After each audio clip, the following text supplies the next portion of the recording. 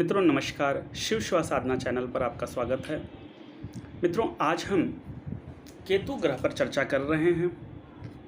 केतु ग्रह यदि किसी की भी कुंडली में अच्छी पोजीशन में होता है, शुभ ग्रहों से युक्त होता है, शुभ ग्रहों से दृष्ट होता है, उच्च का होता है, केंद्र या त्रिकोण में होता है, 3, 6, 11 में होता है, तो ऐसी स्थिति में केतु बहुत ही अच्छे फल देता है।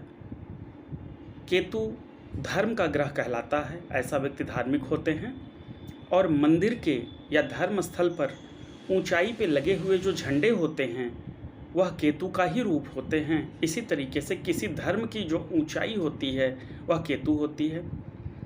व्यक्ति बहुत उन्नत करता है, धार्मिक कार्यों में लिप्त रहता है, धर्म कर्म से जुड़ा काम करता है, जीवन में बहुत अधिक नाम, यश, कीर्ति, सुख, संपदा सब कुछ प्राप्त करता है। व्यक्ति आध्यात्मिक जीवन में यदि जाता है तो बहुत ही ऊंचा आध्यात्मिक व्यक्ति बनता है। बड़े बड़े साधु, संत, सन्यासी, योगी, ये सब केतु के ही प्रभाव के कारण इतने अधिक गहन अध्यात्म में, इतने अधिक अध्यात्म की गहराई में जा पाते हैं, इतनी अध्यात्म की ऊंचाई पर जा पाते हैं। मित्रों यदि अच्छा केतु द्वादश भाव में होता है तो ऐसे व्यक्ति मोक्ष तक प्राप्त कर लेते हैं। जिन व्यक्तियों की कुंडली में केतु की पोजीशन शुभ है और अच्छी है, ऐसे व्यक्ति हमेशा मोक्ष पाने की कामना करते हैं, धर्म कर्म करते हैं और ऐसे व्यक्तियों को केतु मोक्ष तक प्रदान कर देता है। ऐसे व्यक्ति मोक्ष प्राप्त कर लेते हैं। मित्रों केतु वाले जो व्यक्ति होते हैं, जिनके अच्छे केतु होते हैं, ऐसे दान धर्म भी खूब करते हैं। ऐसे व्यक्ति अक्सर करके गुप्त दान किया करते हैं, जो कि दुनिया से नाम, यश, कीर्ति की कामना नहीं करते हैं, सिर्फ गुप्त दान करते हैं धर्म कमाने के लिए, पुण्य कमाने के लिए, धन्य पुण्य का लाभ प्राप्त करने के लिए। इसी तरीके से केतु बहुत ही अच्छे साधक बनाता है। बहुत अच्छे योगी, तपस्वी और साधना करने वाले जो पुरुष होते हैं या महिलाएं होती हैं, केतु उनका भी निर्माण करता है। एक अच्छे केतु में बहुत अच्छे गुण हैं। इसी तरीके से जो योगी साधु जो जंगलों में, गुफाओं में गुप्त रूप से बिरले ही जो बाहर कभी आते हैं, जिनको कोई जान नहीं पाता है और अपना पूरा जीवन घोर तपस्या में दे देते हैं, ऐसे व्यक्तियों के केतु बहुत अच्छे होते हैं। अच्छे केतु वाले व्यक्ति ऐसा कर लेते हैं। मित्रों जिन व्यक्तियों का केतु अशुभ फल देने लगता है तो उनके जीवन में बहुत बड़ी बड़ी दुर्घटनाएं घट जाती हैं। बहुत बड़े बड़े एक्सीडेंट, बड़ी घटनाएं, अजीबोगरीब घटनाएं, जिसका पहले से कोई पूर्वानुमान नहीं मिलता, ऐसे घटनाएं उनके जीवन में हो जाया करती हैं। बहुत गंभीर गंभीर रोग बीमारियां हो जाती हैं, गंभीर ऑपरेशन हुआ करते हैं। ऐसी कंडीशन में केतु बहुत बुरे फल भी देने लगता है। जिन भी व्यक्तियों के केतु गड़बड़ हो जाते हैं उन व्यक्तियों की बुद्धि पूरी तरह चौपट हो जाती है और बहुत ही अपने कर्म के कारण भी बहुत नुकसान खाते हैं। अष्टम भाव में अशुभ केतु बहुत ही दुखद परिणाम देता है। द्वादश भाव में अशुभ केतु बहुत दुखद परिणाम देता है। षष्ठ भाव में अशुभ केतु बड़ी बड़े ऑपरेशन, दुर्घटनाएं, कुछ भी ऐसी दिक्कतें दे सकता है। वाद विवाद, बड़े बड़े दुश्मनी जिसमें गोली कांड, बम कांड, ऐसी स्थितियां भी केतु करा देता है। पहले के ज़माने में जिनके केतु अशुभ होते थे, तलवार से उनकी मौत हुआ करती थी। गायों की जो सींग होती है या ऐसे जानवर जिनके सींग होती है, ऐसे सींगों से मौत हो जाया करती थी। जानवरों की सींग लग जाने का भय होता था, तलवारें लगने का भय होता था। आज के युग में भी धारदार चीज़ें व्यक्ति को लग जाती हैं या शल्य क्रिया होती है उनकी, यानी कि ऑपरेशन वगैरह हो जाते हैं। तो मित्रों केतु अगर अशुभ हो जाए तो बहुत ही अशुभ फल देने लगता है। केतु अगर शुभ हो जाए तो बहुत ही अच्छा धर्म कर्म कराता है, नाम कमाता है, प्रतिष्ठा दिलाता है, ऊंचाई दिलाता है, अध्यात्म मोक्ष तक पहुंचा देता है। अब अगर किन्हीं व्यक्तियों की केतु की दशाएं चल रही हैं या कुंडली में खराब केतु के सिम्टम मिल रहे हैं तो ऐसे कंडीशन में आज आपको एक ऐसा उपाय बता रहे हैं जो किसी भी लग्न की कुंडली वाले कर सकते हैं और बहुत अच्छा परिणाम आता है।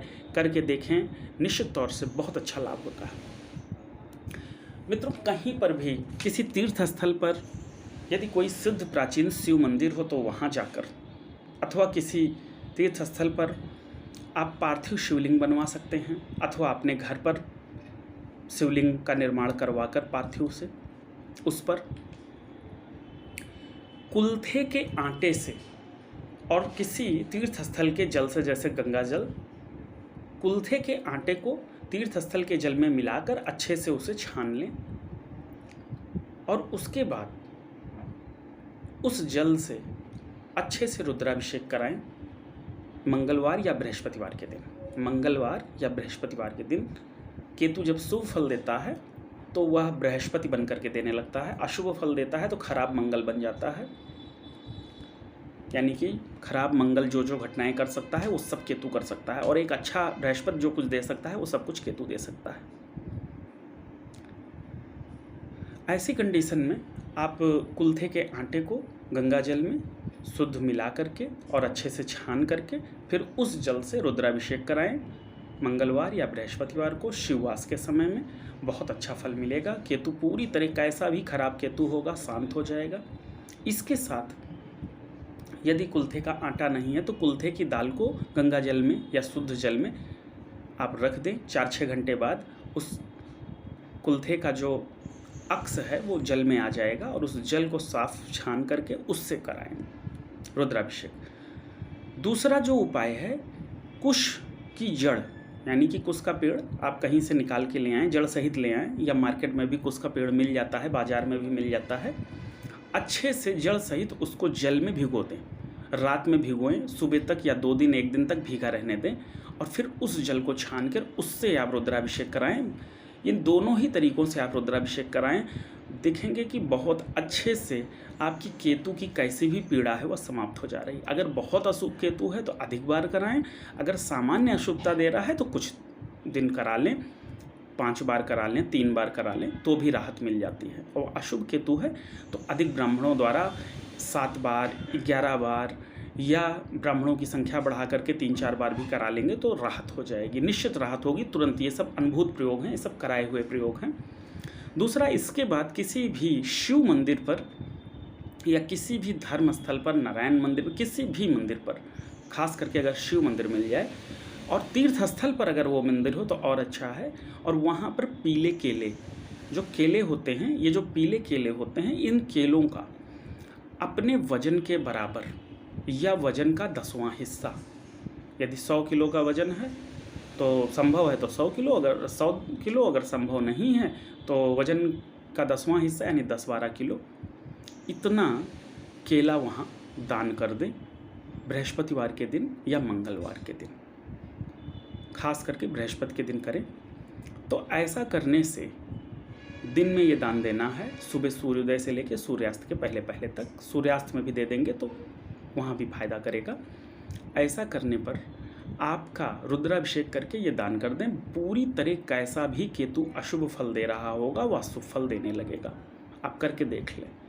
और अगर इतना करने के साथ आप और अच्छा परिणाम प्राप्त करना चाहते हैं, लंबे समय का परिणाम प्राप्त करना चाहते हैं, तो एक कंबल, 2 रंगा कंबल, काले सफ़ेद रंग का कंबल हो या तो कई रंगों का कंबल हो, ठंडी में किसी धर्म स्थल पर, तीर्थ स्थल पर कोई साधु अगर आपको दिख जाए जिसको कंबल की ज़रूरत हो, आपको महसूस हो कि इसको कंबल की ज़रूरत है, और ठंडी में शाम के समय या रात के समय में ये कंबल आप बृहस्पतिवार के दिन, संभव हो तो बृहस्पति या किसी भी दिन दान कर सकते हैं। वैसे बृहस्पतिवार, मंगलवार विशेष होते हैं।